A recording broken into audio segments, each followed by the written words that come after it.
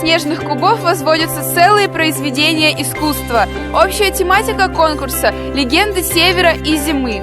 А посоревноваться в умениях делать шедевры приехали конкурсанты не только из разных уголков России, но также из Канады, Монголии, Беларуси и Китая.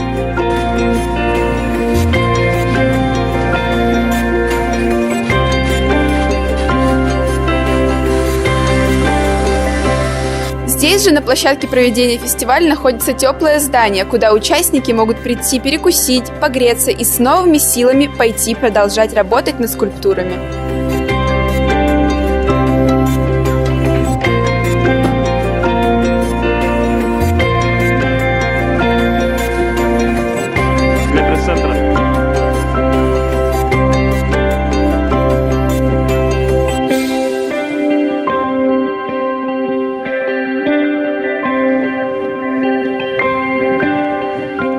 Конкурсанты уже завершили свои работы для конкурса «Бриллианты Якутии», а жюри вовсю оценивают их работы. Подведение итогов ожидается 1 декабря в 15:00.